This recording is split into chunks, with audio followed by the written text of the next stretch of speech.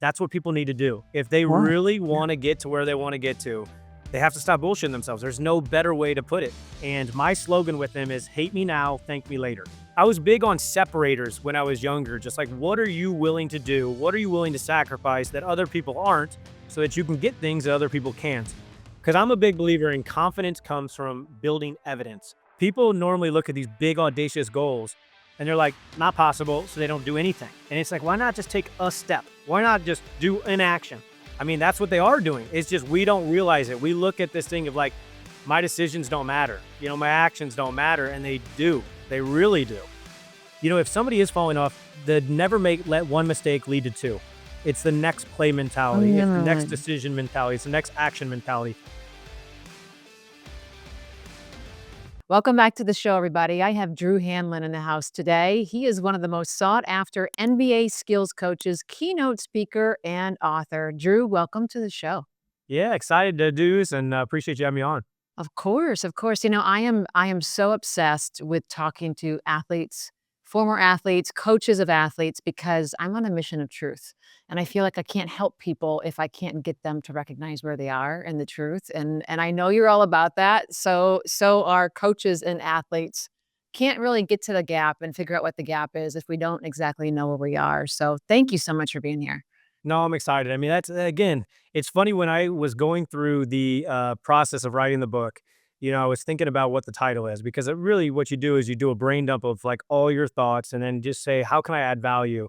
And I remember landing on stop bullshitting yourself. And I remember the editors and the publishers, they were like, don't do it. Don't put a cuss word in the title because then you're not going to be able to promote to schools and this. And I was like, okay. So I spent like 3 months trying to come up with another name. And I was like, that's what people need to do. If they Right. really Yeah. want to get to where they want to get to, they have to stop bullshitting themselves. There's no better way to put it. They Yeah. know the one bad habit that's holding them back. They know the one bad thought that's holding them back. They know the negative energy or negative people that's holding them back. And I'm like, they just have to get rid of that, which is stop bullshitting yourself. And so, I think the truth is so important. I think identifying where you are and where you want to get to is so important. Putting together a blueprint for all that is important. But I think that's the thing that you and I both, from talking to you, just the amount that we have, we both share is like, we just want to help as many people as possible eliminate those bad habits so they can replace them with good habits so they eventually can get the things they want to.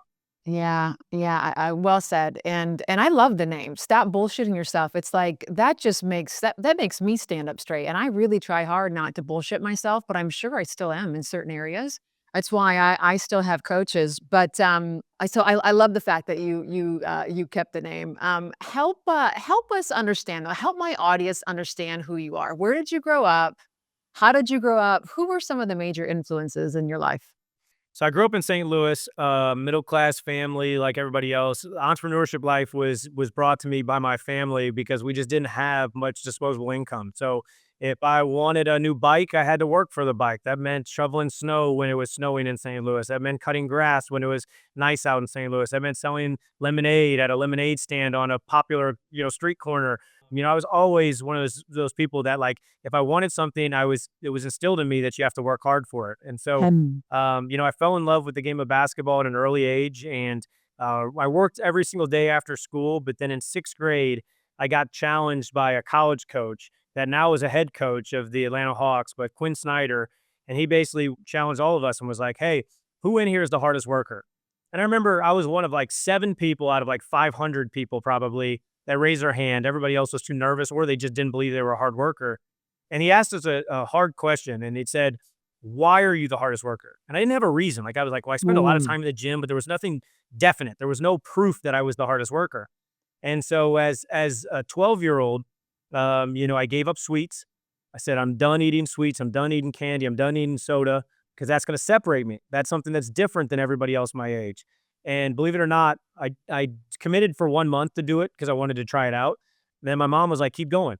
And so I didn't have sweets from 12 to 22. Not one soda, not one candy, not one birthday cake, nothing.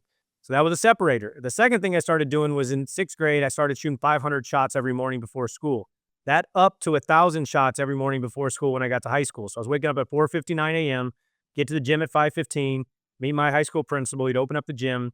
I'd shoot 1,000 shots, and I had to go 850 out of 1,000. Otherwise, I'd redo it again at night. And if you do the math, that means basically 1.4 million, 1.5 million shots that I shot before all the other people I was competing against even woke up most mornings.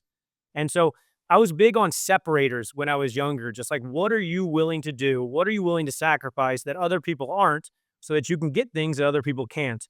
And, that was how my upbringing was. I was obsessive with results in anything that I did. And I'm a big believer that if you love something, then you got to pour your heart into it. You got to, put in the work so that eventually you get the results. And I don't understand how people settle. It just, settling is like, and my friends sometimes hate me because I'll challenge them through everything. It'll be like, they'll be like, the relationship I'm in, they're like, it's all right, she's fine.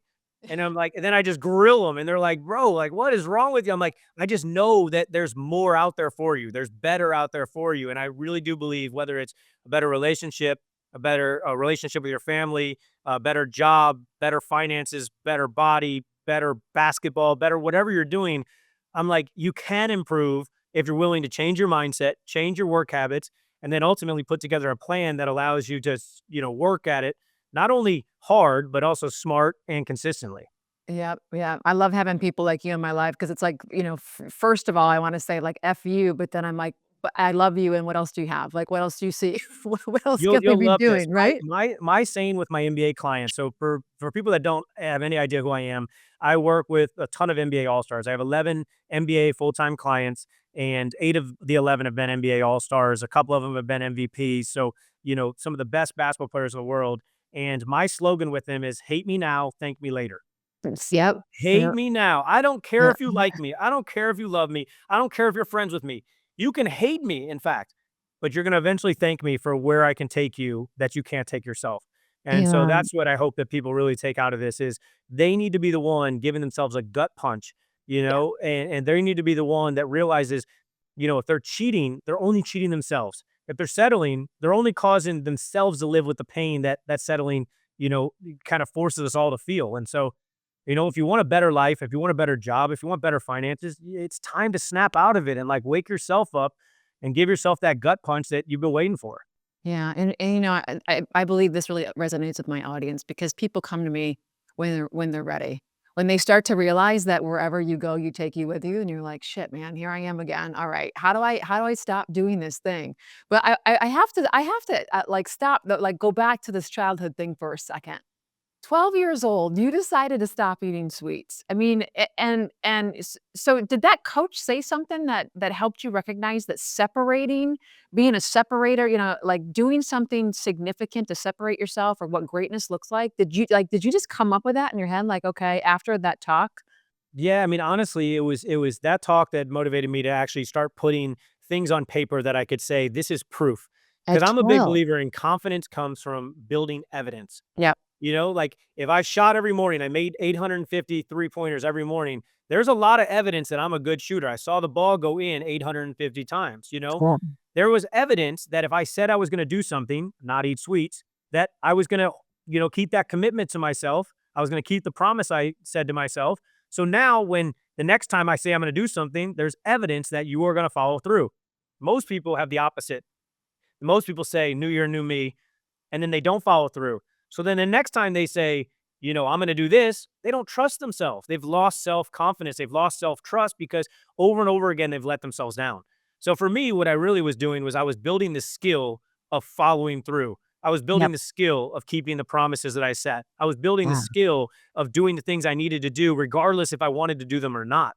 And Yep. so that's what it really was. It was really about like, it's no different than somebody like I'm a sauna guy and a cold plunge guy, and it's funny. My girlfriend always laughs and she's like, "Yeah, like."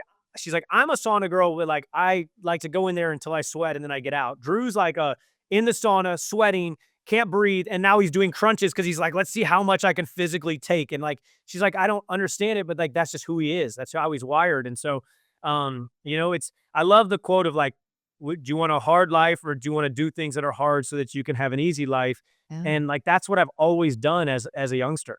Yeah, yeah.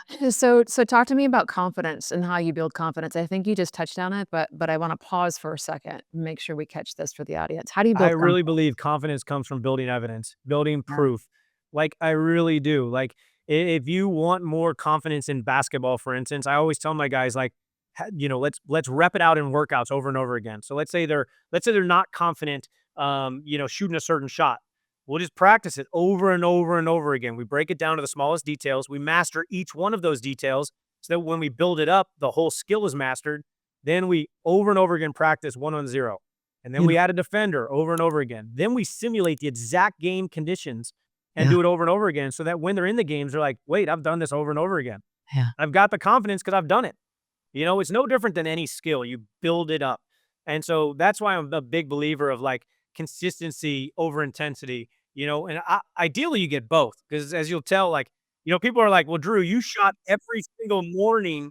Yeah, they're like, you shot every single morning, but you shot 1,000 shots. That wasn't like just consistent. That was intense too. But I do believe that people need to start small, build the habits of becoming the person they want to become, and then they can grow those habits into the actions that they need to ultimately take them where they want to get to.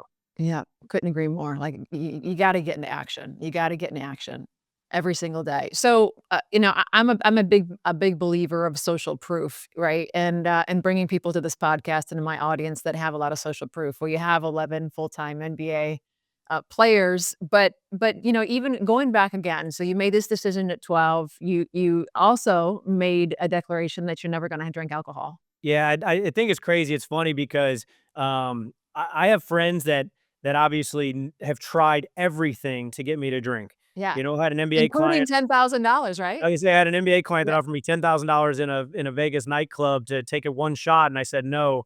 And he was like, "Are you kidding me?" And I was like, "Listen, one shot won't hurt me. But the action of letting myself down and being able to be bought and being able to give myself a hall pass and giving myself an out, that'll kill me. That'll kill me. That $10,000 isn't worth it." And I'm again, another quote from the book, another section of the book is 100% is easier than 90%. And I Yes. really believe that. Like I made a declaration, I am not a drinker. So now every time I go out, it's not a decision of is tonight a drinking night or not a drinking night. And Yeah. then if I have one drink, is it all right, I just had one drink or is it turn into a scene from the hangover? And then you wake up the next morning, you feel bad about yourself. I shouldn't have drank, I shouldn't have gave in. But it's Friday and you're like, all right, I'm gonna start over on Monday. So then Saturday you go out and repeat those same dumb decisions. It's very similar to like when people do diets. And again, I understand the whole like, I want to give myself just one cheat day, but I'm like, why would you save all these calories and burn all these Mm. calories and then just give yourself a hall pass to go, ruin all the work you just did? Like, if you're going to stick to a diet, stick to the diet. Don't give yourself one cheat meal a week. Like, Yeah, just go all in. And yeah. I think too many people just give themselves all these outs, all these excuses. It's funny. My mom actually sent me a text message this morning and it was early. It was like, I think it was like 6:30, AM. And she was on her way to work. I think she was working out at 7 AM. And actually, it was an hour earlier because she's Central Time. I'm East Coast time. And she was like, I woke up this morning and it was snowing in St. Louis. And she was like, the last thing I wanted to do was get out of my cozy bed. And I literally said, stop bullshitting yourself. And she goes, I put on my aloe gear. I got in the car and she's like, I'm on my way to workouts. I just want you to let you know that your book is working. And I was like, that's what it's all about. Like it is about making that one decision of like, I am a worker. I am somebody that's going to go to the gym. I'm going to put in the work, regardless if I feel like it or not. And you feel great. That's another You way. do. When the original question that you asked is how do you build confidence? You build confidence by constantly getting these wins with yourself, winning the games in your head and your heart that I call the deep games that you don't even know you're playing. There are games that are taking place right now that you have no idea you're playing. It starts with your next meal. It starts with the next decision. Do you work out? It starts with a decision. Do you scroll on Instagram or do you actually go to sleep tonight? It starts with, are you going to pick up the phone for that person you know is going to bring down your energy? Like that's where it starts. It starts with the next time that you and your spouse you're getting ready to flare up an argument and you say, hey, listen, it's not you versus me. It is us versus the problem. I mean, that's where I go to. And so I think that if you really have this mentality, it just keeps you positive. It keeps you confident because you know that there's nothing that can rattle you, nothing that can break you. Yep. Yep. I just have to acknowledge you on your upbringing and this rise, and then we'll transition on. But how many So, you started making these declarations and deciding for yourself at the age of 12 and getting up at 4:59. I remember hearing you say that on, I think it was Ben Newman's stage in Puerto Rico, and you said, like, you feel like you're getting ahead of the world, and I'm like, "Dude, the sky is that's me. That's how I feel, like, oh, I'm up before everybody else. I'm gonna get a whole hour in. I'm gonna get 2 hours in." But when it came time to, to execute and play college ball, how many D1 offers did you get? I think I had 24, which doesn't really matter Scholarship offers, yeah. because I always am like, you're only gonna choose one, you know what I mean? So, but it did give Yeah, you options, and so it was really yeah, nice for me to have a bunch of coaches that wanted me, yeah. but the crazy thing is, and this is really good for the people listening, so when I was getting recruited, one of the things that I did was I always asked the coaches, "Why do you want me?" I wanted to know, like, why do you want me? Like, instead of them just pitching, our school is great, our program's great, we're going to utilize you and we're going to play to your strengths and all these kind of great things. I want to know, like, why do you want me? Like, why am I uniquely qualified And for the you came up scholarship? with it on your own again? Like, Always. I've always been big, wow. like, on just like the mindset to me Why? is so important. I Yeah. really do believe that, like, my girlfriend jokes around with me all the time. She's like, "Not everything is just mental." Like, it'll be something where she's like saying something like, "It's all mental. It's all mental." And she's like, "No, not everything is mental. There's sometimes that are actually thin." I'm like, really, like, you if you put your mind to it, you can get over anything, you know? And I'm not saying that my hardcore mentality is necessarily the right mentality for everybody to adopt if that's not who they are. I think it takes time. I'm one of those people that, like, when my grandpa passed away, I remember, like, holding back and I was, like, appreciating all the memories I had with him. People are like, "How are you not, like," and again, tears are coming down my eyes, but I'm not, like, crying and stuff like that, and I'm just like they're like, "You don't have to act tough right now." I'm like, "I can't bring him back, so I might as well just appreciate all the great times we had," and they're like, "That your mentality is wired different, bro." Like, you know what I mean? But, I really do think that if more people could understand that it is what it is. Whatever's happening in your life is happening in your life. Whatever happens, happens. If you can make peace with your past, if you can correct your present, then you're going to have a better future. And if all the actions and decisions that you've made to this point have led you to where you are now, the good news is all the actions and decisions you're making now are going to lead you to where you want to be later. So instead of going back and saying, I was dealt a bad hand, look at it and say, you know what? If you play it right, you can win any hand. Yeah. Even a 2-7 in blackjack, you can win if you play it the right way, Yep. So it's like, I really do think that that's what more people need to do is just have this mentality of like, I'm not going to let something get in my way. I'm going to remove the roadblocks. I'm going to get past the walls. I'm going to find solutions. And, there's always multiple doors. It's not always, the front door is not open. Well, I'm going to sneak around back. Well, the back door is closed. There's got to be a window somewhere. Like, you know what I mean? Like, get in the place where you want to get to. So that's just how I've always been. Yeah, I love that. So what did the coach say, or the college that you chose? Why did he So want you? basically, he said everything that had nothing to do with basketball. I Yeah. was player of the year in Missouri. I won a state championship. I was a great scorer. Didn't say one thing. He was like, Drew, you're the hardest worker we've ever met.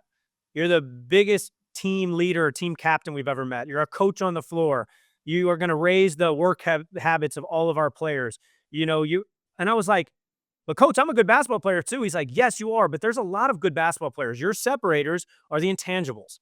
And so the thing that I think that people don't realize is like they think they're just going to work their way to the top. And again, you can result your way to the top, meaning if you get enough results, you can definitely grow and get the promotions you want and expand. But you can't normally just work your way to the top. You have to get results and you have to do some things that stand out, the separators that we talked about earlier. And so, if you're somebody working a 9 to 5 that you hate, there's obviously the one decision that every entrepreneur tells you and self help guru tells you of like, go do your own thing. But what I would tell you is like, how do you find ways to separate yourself from everybody else so that when it comes time to getting a raise or getting a promotion, you have evidence that says, listen, this is why I deserve it over everybody else. And I think Yeah. that's the question that people need to ask is not like, what do I want to get? But it's like, what do I have to do to get what I want to get? And then am I willing to do those things? Yeah. Yeah. Well said. Well said. So you still have 11 NBA clients Full today. time. Yep. So like right now I'm in Philadelphia. Have a couple guys on the Sixers that I'm here with, and then tomorrow I go to the next one, and I go to the next one, and so I basically just break down their film. So after every game, I break down their film and tell them what they could have done better, and provide a scouting report for them, and then like a post game analysis, and then during the off season, I'm the one that builds their blueprint to get them to add to their game, to expand their game, to take away the bad things out of their game. And so that's what led me to writing the book, to be honest with you. That's what led me to do corporate coaching, to be honest with you. That's what got Yeah. me on stage is, I've realized this process of, identifying the one thing that will have the most impact in our life, in our game, in our business, whatever, is the first step of the process. And then the second step is building a blueprint for it and breaking it down into smaller pieces so that you can actually, make those steps realistic in your mind so that you think they're obtainable so that you can actually go after them with action. And then the third step, after you have this pretty blueprint, which most people don't get to the blueprint part, but once they get to the blueprint part, then you have to connect to something deeper inside and you have to have something that fuels you and motivates you. And it's funny because I know that, we met through Ben Newman. Ben, when I was, I gave him the gut punch, years ago, and I was like, "What are you known for?"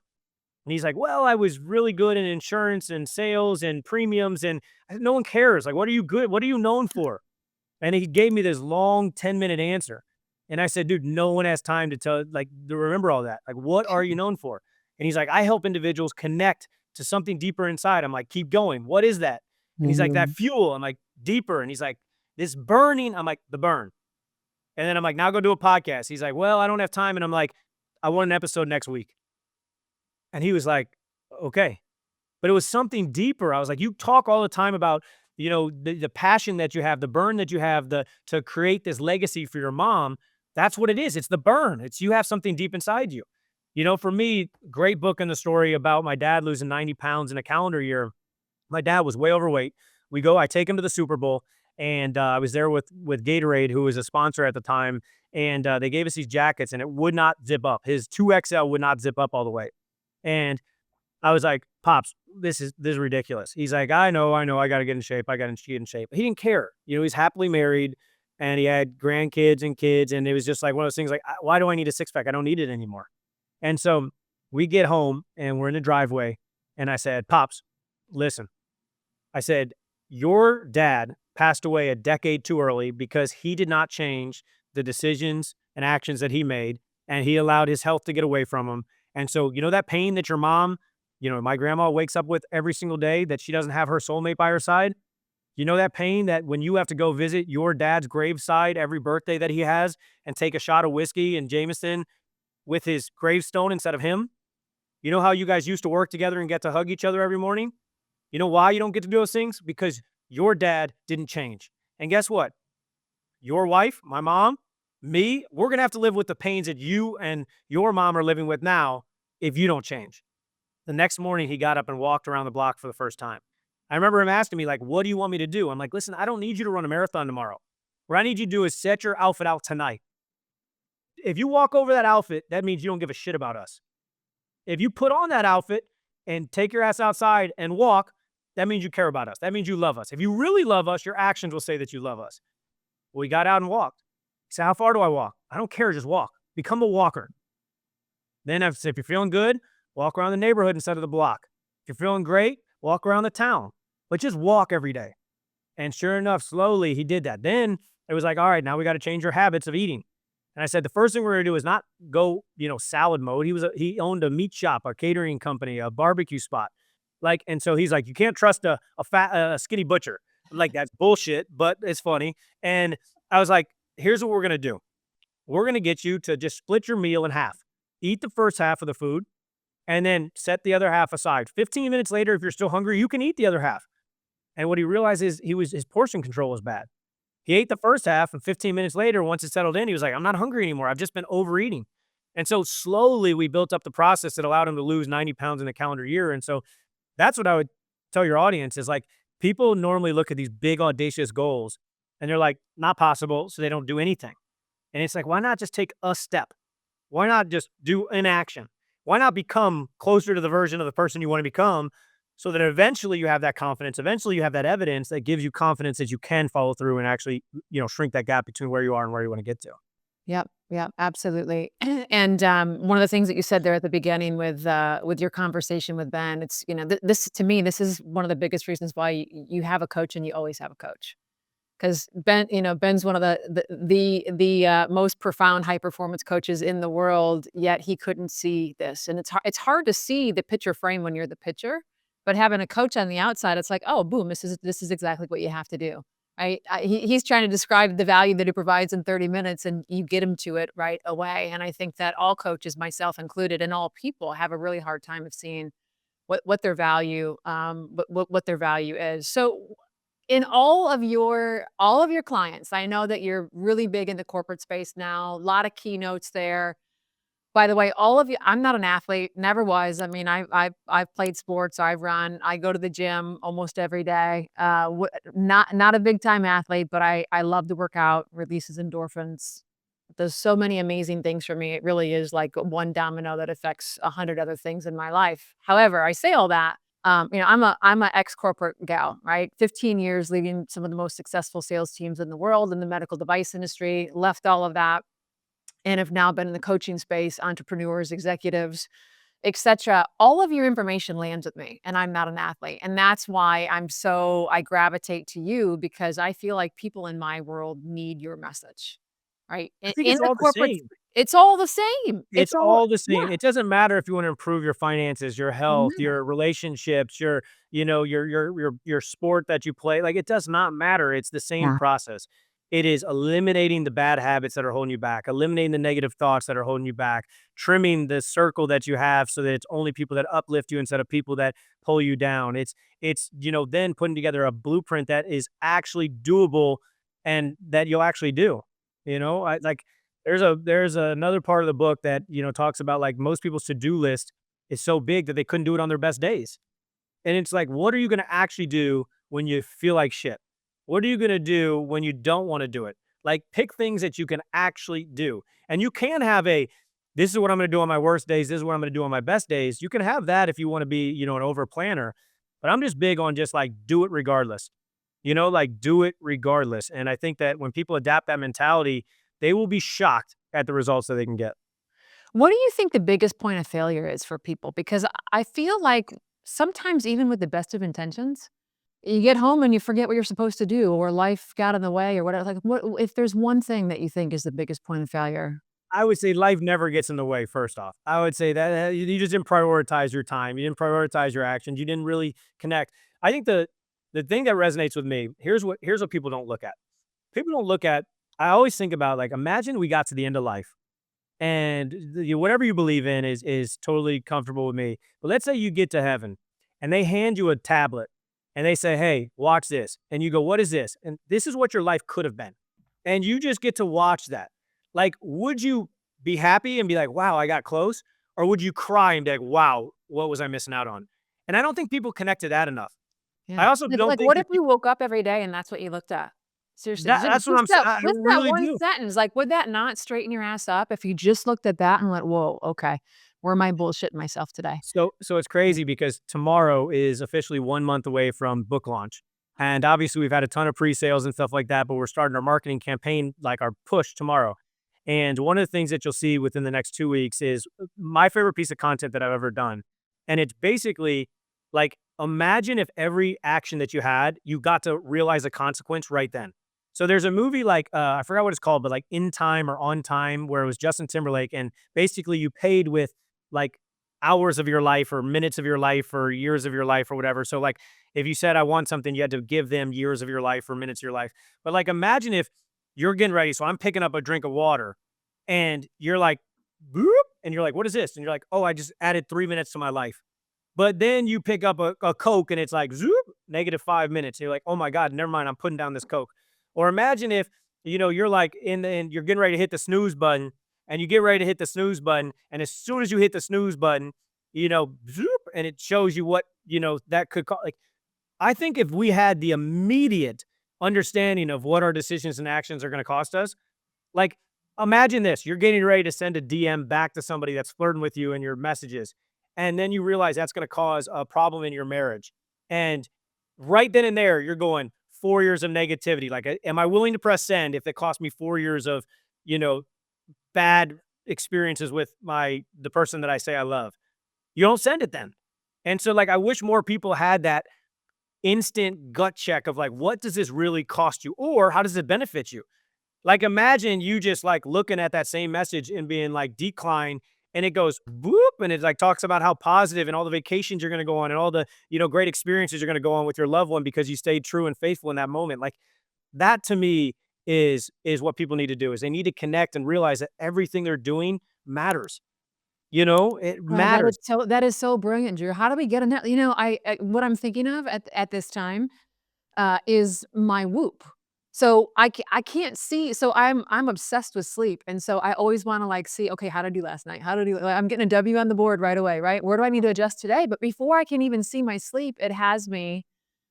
I have to journal. So it has this journal, and I'm like, okay, did you eat processed foods? Did you drink out? Blah blah blah. Like, how cool would that be to have a system of checks and Imagine. balances like that Like, too, and be like, think about a wow, roadmap, and a roadmap is every single time it's just going up, down, up, down, up, wow, down, and, like, you're literally looking and you're like, not like, mm. it would make people change, like, if they could literally see what their decisions and actions actually are doing to their life, but, I mean, that's what they are doing. It's just we don't realize it. We look at this thing of, like, my decisions don't matter, my actions don't matter, and they do. They really do. For the first time ever, I am sharing the exact framework I use to unleash myself and step into my full potential. If you're a woman who knows you are meant for more, who knows there is more inside of you, who knows you are ready to go to the next level, but you just don't know how, I got you covered. Unleashed isn't just a program, it's a catalyst for your success and fulfillment. Together, we will walk through my proprietary system over 12 weeks. Click the link below to learn more.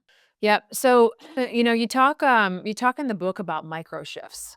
I feel again, just my journey through life is that a lot of people are looking for this big monumental, like, okay, I'm going to change. This is my year. I'm going to change everything. Right. This is going to be my year, etc. But when you really get down to the secrets of the high performers, I've never seen this word before. Micro shifts. Your word. I really like it. Can you talk a little bit about that and what that means? Yeah, no, it's again, my basketball term was micro skills. I always said, break down skills into mini skills. And so then I was like, shifts, break down a shift into mini shifts. And so that's what micro shifts is all about. It's about taking something that seems like it is bigger than you're possibly able to do and breaking it down into smaller things that you're like, wait, I actually can do this.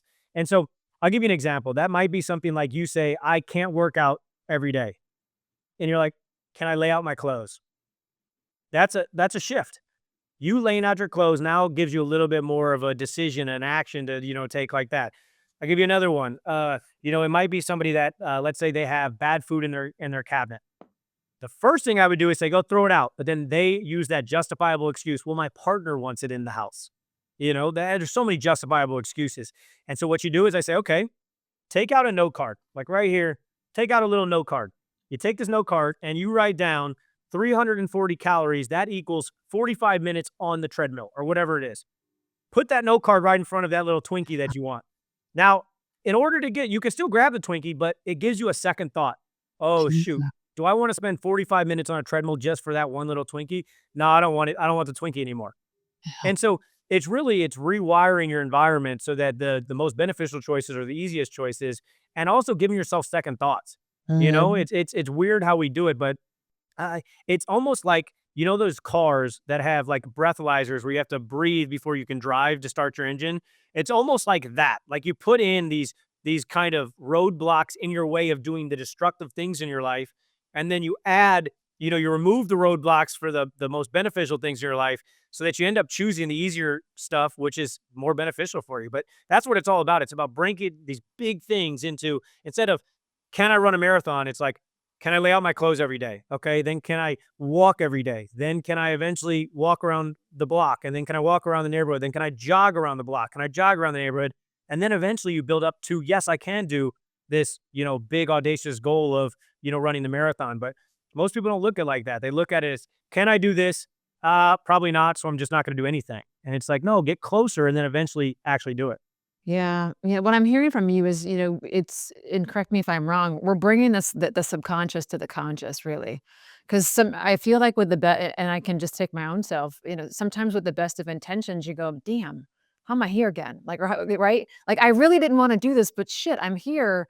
I didn't have enough safeguards to, like, consciously think about this, to consciously check back in to go and because I'm on this mission of truth, like, I want people to know what success really looks like. And just because just because you made the decision does not mean that you're gonna get all of those steps right, or there's not some refining that needs to be done.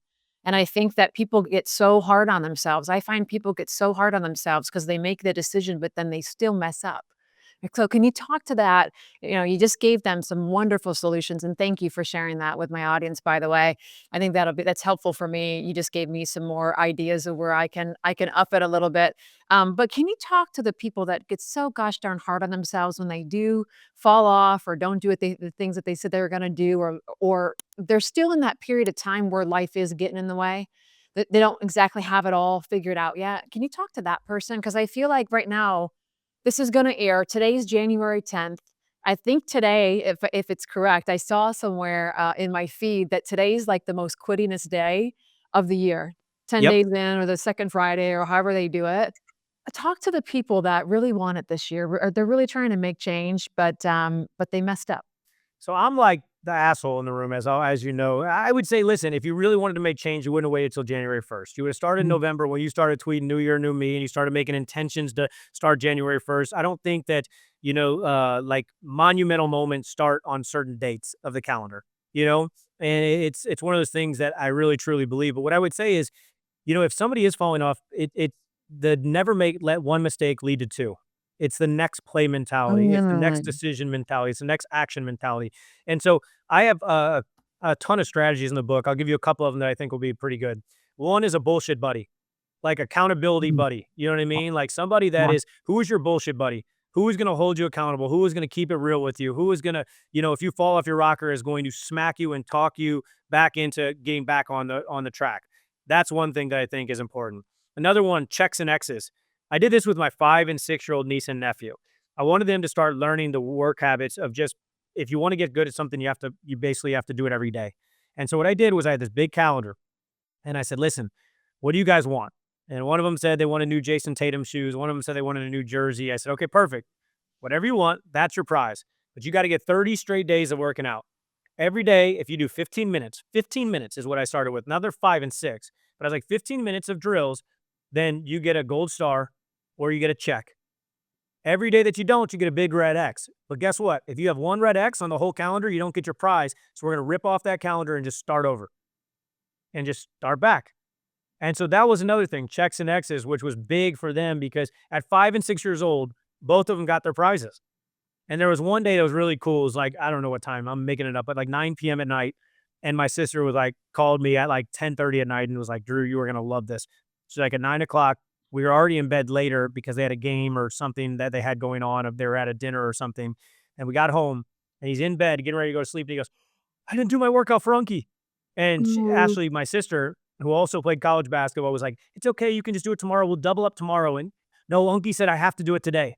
Otherwise, I don't get a gold star. 5 years old. And so I'm like, that's the kind of thing. Yeah, it's another accountability factor. Another thing that you can do is I have a thing with my dad, and I used to love it. And I would say that like basically every day I made him send me a picture of him walking. Every day he would send me a picture of him walking. And if I didn't get a picture, I was his bullshit buddy. I would help him out. But I was like, if you don't walk today, the first thing you have to start with tomorrow is the thing that you didn't do so that you get back on that streak. Never let 2 days go in a row. Never miss 2 days in a row. If you take one shot of alcohol, the next decision, do you take the next shot? That's the decision that matters. Don't take 2 shots. You messed up, but get back on. Never let one mistake become 2. And that's where most people go wrong. Most people take the one shot of alcohol and say, I already broke my streak. I might as well have a fun night. They have one fry and they say, you know what? I was eating healthy, but I've had one. Now I might as well eat a bad meal. So it's like never let one mistake lead to 2. And there's so Gosh, many. that's $1,000,000 advice. Thank you so much for sharing that. The thing that I'm hearing from what's your nephew's name, by the way? Brody. What I'm hearing from Brody is, this is basics. This is you talk a lot about fundamentals, right? And so I think people sometimes are looking for the secret. Well, the secret is you go back to the basics and consistency and discipline. I mean, the same thing you're teaching to a 5-year-old, we're teaching and reminding myself and people of all ages. Yeah, I'm telling you, it's funny because you know this. I mean, you've heard me speak and stuff like that. Like, I am not one of those feel good coaches that's like, kumbaya, like, you guys can do anything. I'm more of like, yo, listen, like, get your shit together. You know what you need to do. Now go do it. But you have to connect to something deep enough, and then you have to break it down. And so I'll give you a good example too that'll help. Another a strategy from the book that'll help. So there was a guy, Bradley Beal, who was the first guy I ever started working with. I worked with him since he was 13 years old. He's become a three-time All-Star. He's actually top five in earnings all time. Made over $500 million in his career to this point. And when I started working with him, obviously we built up his work habits and we did all this kind of stuff and we always worked on his mindset. But he got to a point in his career where once he was an all-star, he was like, what's next? And every summer we started with that question, Drew, what's next? What skills next? What's mentalities next? What's the next goal? Whatever. And I go, do you think you can average 30 points a game? And he goes, ooh, he's like, and I was like, stop. The fact that it is not a full yes means it is a no in your mind, in your heart. And I said, he goes, well, bro, only one person the previous season, James Harden, had averaged 30 points a game. In my lifetime, only 10, I think it was 10 or 11 players. I think 11 players had averaged 30 points in my lifetime. And I said, okay, you averaged 25 points a game last year. There's only a 5-point gap. So instead of focusing on this 30-point milestone that seems like it's impossible because very few people have done it, let's focus on, can you average 5 more points? Well, yeah, that's just one more three-pointer and one more layup a game. Okay, so let's focus on shrinking that. Let's say somebody is, like my dad. My dad was 310 pounds or whatever he was. I didn't say, hey, go back to your football weight when you was playing at 220. I said, hey, Pops, let's get to the point where you can zip up that jacket. That's all we're doing. That's the new gap. That's the gap we're trying to get to. Zip up the jacket. And then it became, okay, now you're at 285 and can now finally zip up the jacket. Now let's get to 275 by your birthday. Then let's get to, 250 by this. And I was giving him little milestones that he was like, I can do that. I can't do this, but I can do that. It's very simple. Somebody says they need to lose 26 pounds. And you're like, 26 pounds seems like a lot. I'm going to have to starve myself. I'm going to have to go on Ozempic. I'm going to have to run a marathon every day. Let me ask you this. Can you lose a half pound this week? Well, yeah, I can do that. We'll do that every week this year. And you got your 26 pounds. Oh, shoot. Somebody has a $10,000 down payment that they need to put down for a new car and they only have $2,700, dollars. I go, okay, well, that's a $7,300 gap. $7,300. That's basically $20 a day. My 6 and 5-year-old niece and nephew, they can make $20 in an hour doing a lemonade stand. So if you want that car bad enough, you'll figure out a way to make 20 extra bucks a day. Oh, I could do that. You know what I mean? So it's just like making everything as short and Digestible, yeah. Yeah. systemized as possible. Yeah. Can you talk a little bit about your work in the corporate sector? So, coming from the medical device world and taking over sales teams, and I know that there really is no good excuse in the world that I could come up with if you were my coach. And I think there's that people in the corporate world who really want something need to hear this too. So can you talk a little bit about, because it's like, oh, the territory isn't producing, or the relationships aren't there, or boss is playing favorites, or I wish I could do this, but the corporate setup is XYZ. Whether it's sales or not sales, can you just talk a little bit to my audience that's in corporate America, that's leading teams that need some help to get their people to realize that there is a way? How do Cancel you connect them? Yeah. Yeah, I was gonna say cancel culture hates me because I'm like, I don't care what hand you were dealt. I don't care Oh, what circumstances you had to go through. I don't care what trauma you had to deal with. I understand and I feel for all those people that had, bad hands that they were born into, that had bad experiences that they were raised in, that they had negative influences in their life, that they weren't given opportunities. But I say, but listen, while I feel for you, I don't understand why you stay there because that is your choice. And so what I always tell them to get past all those, which will bleed right into your question, is if you can find one example of somebody that had it worse than you, that made it out, you can be the second example. So if you talk about the territories and you say, oh man, I only have this and I only cold call people and I don't have the relationships, and I find one example of somebody that was in the exact same shoes as you, that got promoted, that got sales, that became successful, that did the thing that you're doing, and that's your proof. That's your proof that it can be done. That's your proof that your excuses are holding you back, not the situation that's holding you back. And I also think that one of the things that they should do is, if most people have somebody they look up to and they look up to that person, I wouldn't look up to that person and say, what are they doing now? I'd say, what did they do to get to where they are now? And let me do that. What were the cool strategies? I don't have, I'm in, let's say a Midwestern salesperson and I'm in St. Louis.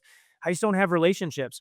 Okay, well, let's see. What do St. Louis people love? St. Louis people love Cardinals baseball. Let's put together some event and I figure out ways to get all these people together for an event and I make it free. I pay for it out of my pocket, do something to bring all these individuals. And now I have those relationships.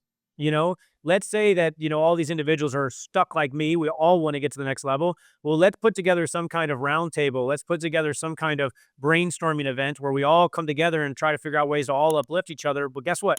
I'm organizing the event. So now I'm in contact with all these people and now I've got these relationships I didn't have. Let's go to local businesses and instead of saying, "Hey, I'd love to sell you this," let's go and say, "How can I help you?"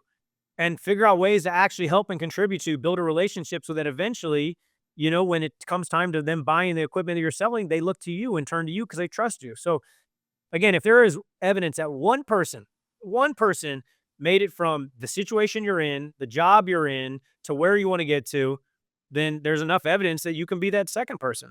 And there always is, right? There's Always. always evidence, always. Who is the you'd probably know, the guy who, was it broke the 4-minute mile?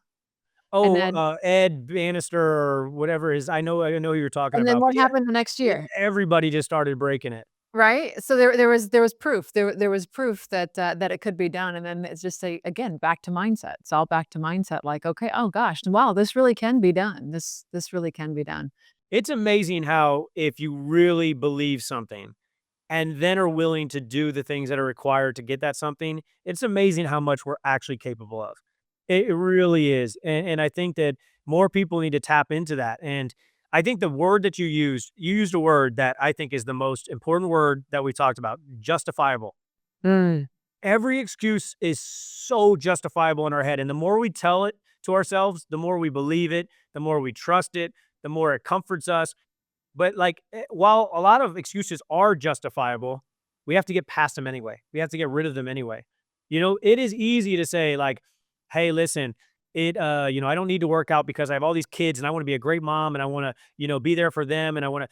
Those are all just. I agree. Being a great mom is way more important than having, a great body. But you can be an even better mom with even more energy. You can live longer. You can live healthier. You can instill the work habits. Another video that we're getting ready to put out, which I love, is, and again, it's hardcore, but it has somebody that's bigger and they're eating. And then you have the little kids sneaking in the cabinet and they're eating. And I'm saying it's not only hurting you, your habits are being passed down. And man, I'll tell you what, like you're lazy. Like if you're lazy, you don't realize you're teaching your kids it's okay to be lazy. If you're settling, you're teaching your kids it's okay to settle. If you're struggling, it's okay to stay stressed out and over anxious, and you're teaching them that. And so it's like, yo, you got to be the person that changes everything for everyone. You know, I talk about it financially a lot with my guys. A lot of my guys came from poorer backgrounds, made it out of tough situations, and they've made hundreds of millions of dollars. And I'm like, you realize you changed your family's complete trajectory. There's no more broke, whatever your last name is. You know what I mean? And some of them will put $100 million trust funds where they say no one can touch that. They only can spend the principal each year. So if they can't live off $8 million, there's something wrong with them. But for generations, that trust is just going to keep building up. We will always have money. And it's like you changed everything. So like to me, it's like that person can be the one person that changes that trauma, that changes that negative energy, that changes the financial burden, changes the stress, that changes all those negative things that I agree they are unfair, but life isn't fair. So like, why not, instead of passing them on, why not be the one that changes it so that that next generation isn't saying it wasn't fair, it wasn't fair, it wasn't fair. Be the change that you want to see. Yeah, well said, well said. Last question. I don't wanna give everything in this book away. There's so much value. I cannot wait to get my copy, and I can't wait for everybody else to read it as well. But, last question I have for you, I saw a word, that, again, just really caught my attention. Um, that you talk about relentlessly prioritizing the people and the places and the things, which means that you have to probably say no to things that aren't getting you closer to your goal. Can you talk a little bit about how you help all of your clients, whether they're NBA, corporate, high schooler, make those decisions? I'm going to use my own self to tell you a story of why that mattered so much. So there was my last conversation with my grandma was on FaceTime, and it didn't have to be. And so I was, my grandma got diagnosed with cancer. I was in the hospital with her. And I remember I spent 2 days with her. And then after that, I was like, all right, grandma, I'm going to go, work out a NBA pre-draft prospect, get him ready for the NBA draft. I'll see you on Monday. And I left for the weekend, and the next day, I had a conversation with her on FaceTime. And the next time that, I heard about my grandma was from my mom saying that she had passed away. And I'm like, here I am. I'm saying all these motivating things and I'm chasing all this stuff. But yet, the thing that mattered most to me is my family. And I'm not there by my grandma's side when she was passing away. I chose work. I deemed that as more, again, I didn't think it was my priority, but my action said you prioritize it over being there with your grandma. And Yeah. that was like the gut wrenching punch to me. That was like, hey man, listen, what are you doing this for? Like for what? For what? For what? And so Yeah. that's what I tell my athletes and the entrepreneurs that I work with all the time is like, you got to really ask yourself like, what brings you the most internal peace? Like, where do you feel your happiest? Where do you feel most at joy? Like, what brings you the most excitement? And then, like, how do you do more of those things? What are the things that you don't enjoy doing? What are the things that you don't enjoy being a part of? And how can you eliminate as many of those things as possible? And so I think that's really what relentlessly prioritizing means is it means constantly asking yourself, like, for what? What am I doing this for? And why am I doing this? And like, what is the benefit of doing it? And I think that the parallel of like, I don't know if you heard the story of the Mexican fisherman that like is out on a boat. He comes in and he has a he has a thing full of fish, and there's a businessman that's getting ready to board his yacht, and he says, "Wow," he said, "you caught a lot of fish." And he said, "How long did that take you?" And he said, "Not too long." And he said, "Well, why aren't you out there catching more?" He said, "Well, this is enough to feed my family." I said, "Well, what are you going to do the rest of the day?" He said, "Go home, spend time with my family. I'm going to spend time on the beach. I'm going to, just spend time with my kids." And he says all these, great things. And he said, "And then we're going to grill out these fish, and then I'm going to do it all over again tomorrow." And he said, "Listen," he said, I think you should take my card and grab lunch with me." He said, "For what?" And he said, "Well, because I can teach you how to catch more fish so that you can sell them to everybody around the town." He said, "For what?" He said, "Well, eventually you're going to make enough money that you can buy a bigger boat and catch more fish so you can start sell them to the big city." He said, "For what?" So eventually you can have multiple fishermen catching all these fish and you can build this big enterprise. He said, "For what?" He said, "So eventually you can sell your company for millions of dollars, retire so that you only can have to fish for an hour in the morning because you enjoy it and spend time with your family on the beach doing all the things you already do."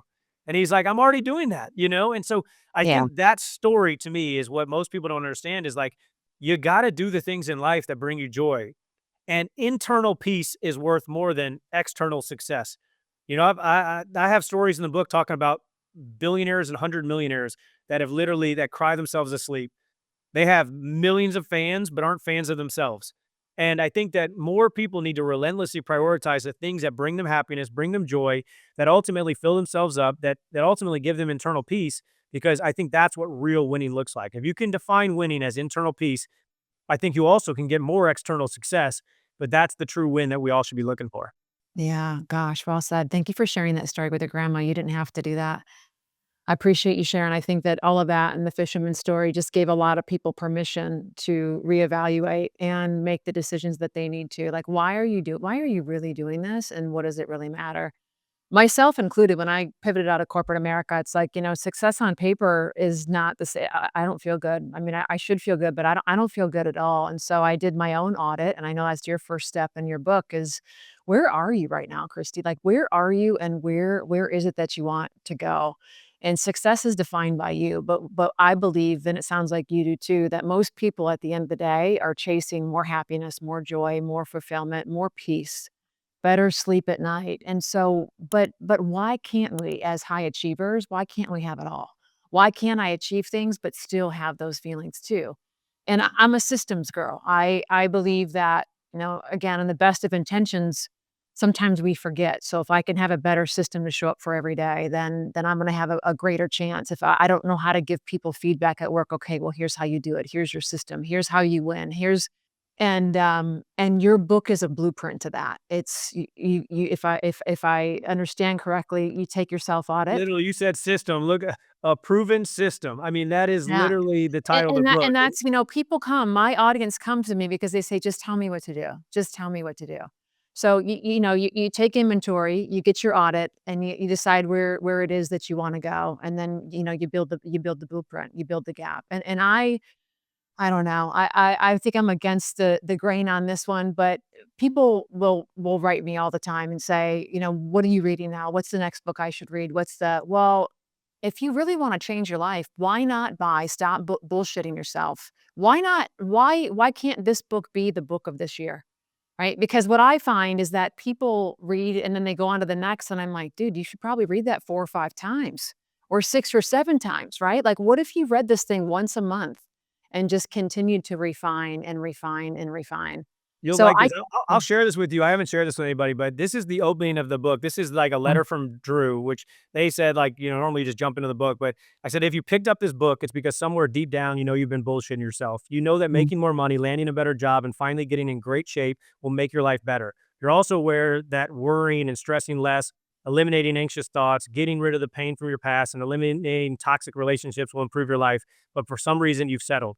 You've read self help books, you've listened to peak performance podcasts, retweeted motivational tweets, attended yoga sessions, mm. tried dieting and exercising, hired a therapist, and countless other remedies, but you still haven't found solutions to your biggest problem. And so the big question remains, what can you do to finally turn your life around? The answer is to stop bullshitting yourself. And like, I really do believe that. I really believe that when you pick up this book, you don't want to, but somewhere deep down that you've been bullshitting yourself. And that's the answer. And, I really do look forward to seeing 9 months from now, people transform from the book. As you know, when you publish the book, you make like $1 a book. You make nothing. It's not about My that. friends will like Yeah, it's text me not and be like, about "Hey, that. bro, I bought the book. Like, dinner on me." I'm like, I can't even afford like the condiments. I can't buy an extra ketchup packet with that. But I was like, that's what's not. That wasn't the reason. The reason was I want people to transform. And we're doing something cool. We're rolling out. That is a bullshit detox. You pick one thing that you're going to stop bullshitting yourself about. And so that's what I would leave your audience with and challenge. Like, what is one excuse? Hopefully, it's the biggest one. What's one excuse or one bad habit that you're going to commit to and say, bullshit detox? Not the whole like dry January, I'm not drinking, but like, what is your bullshit and what is the detox? How long you're going to do it? Set that up. And that's where it starts. Because if you can't eliminate one bad habit, if you can't eliminate one big excuse, you're just going to keep bullshitting yourself. And I always challenge people and say, the majority of you guys are going to go right back to bullshitting, but there's going to be a few people that actually change. Be one of those few people. Yes, yes, I agree. Be one of those people. Drew, can people buy the book now? I know it's in pre-launch. Yeah, drewhanlen.com. And it's actually cool. I'm giving away so many goodies. I have a 33-minute masterclass that everyone gets right away. So, like right now, you get the book a month from now, but you get the masterclass right now. I'm doing That's freaking awesome. Q&As with NBA players where we talk about the bullshit they've dealt with, which is great for everybody because they get to hear these people that they normally put on a pedestal come back down to earth and say, listen, we all deal with the same problems that y'all do. And in fact, they're a lot of times magnified because we have media and press around them. And so it's going to be really cool. But yeah, drewhanlen.com and it's at every major retailer. But I'm super excited about the impact that it eventually makes. Yeah, well, you are so impactful. I can see why Ben Newman keeps you very, very close. I need to get in there on all of this as well. I appreciate you so much for being here. Go to Drew Hanlen, HANLEN.com to pre-order your book. We'll have it in the show notes as well. And follow Drew on all the social media platforms. If y'all know me, I love to laugh.